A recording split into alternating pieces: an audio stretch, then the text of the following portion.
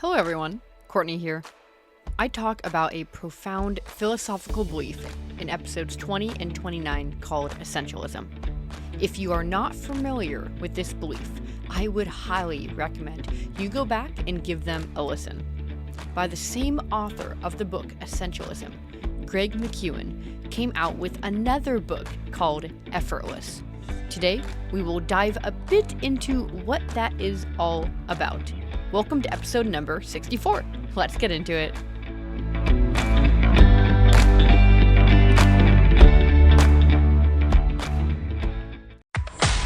Where inventing, passion, and hard work intersect.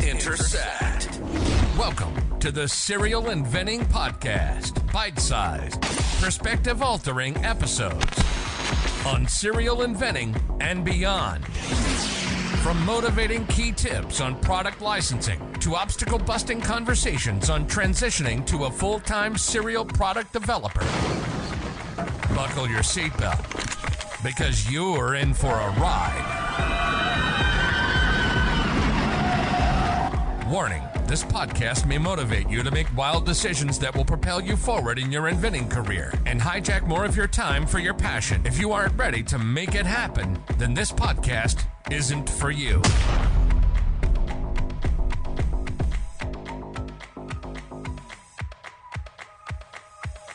I'm going to start with a quote by Greg McKeown.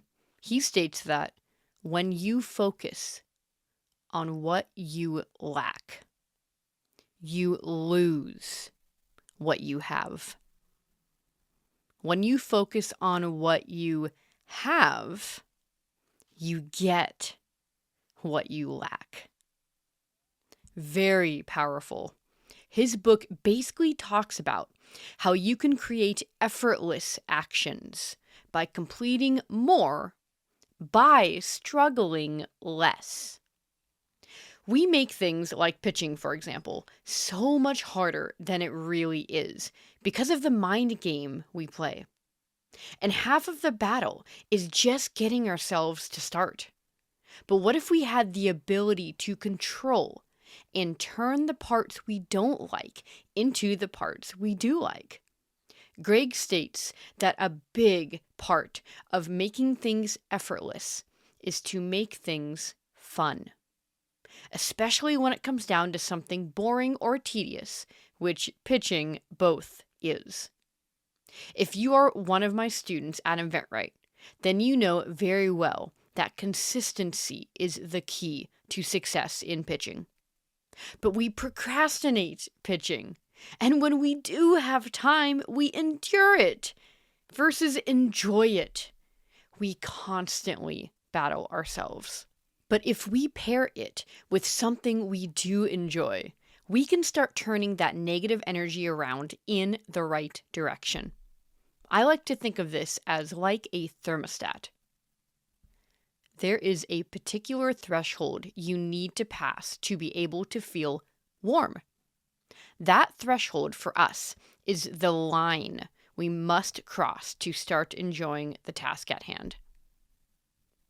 For example, let's say if 70 degrees is our line to hit, and we place pitching at a 20, how do we split the difference? Well, let's say listening to music brings it up about 20 more, because it adds in upbeat energy, and making myself some tea with cinnamon, half and half, and vanilla in it adds another 30. We have a hit. It's kind of like a recipe. Bonus points if you only need one thing to get you over that line. It can be helpful to write down all of the things that give you points of happiness, if you will, to make daunting tasks enjoyable to the point where you want to do them. What's so cool about this is that you are changing your brain chemistry to enjoy that task by altering the environment in which you do it in. Another way to do this is to find ways to take away negative points. For example, maybe pitching is at a 20 because there are 50 points that you don't like about it or make you struggle with it. For example, it's too noisy where you work and you can't focus. could be 10 points. Maybe you are anxious because you have a cluttered desk you are working at, and that's another 10 points. Maybe it takes so long to find your scripts and you have too many tabs up to be efficient with your time, which could be 20 points right there. And maybe another 10 because you're doing it at the very end of the day when you are most tired. By being honest with yourself and attacking each problem head on, you will be able to get it above the 70-degree mark. And with that being said, let's start with your tiny task before we go any further to make sure you actually do this. Your bite-sized task is to write down a list of all of the things you enjoy and the points associated with them. You can also write down a list of things you can do to take away negative points from a particularly procrastinating task.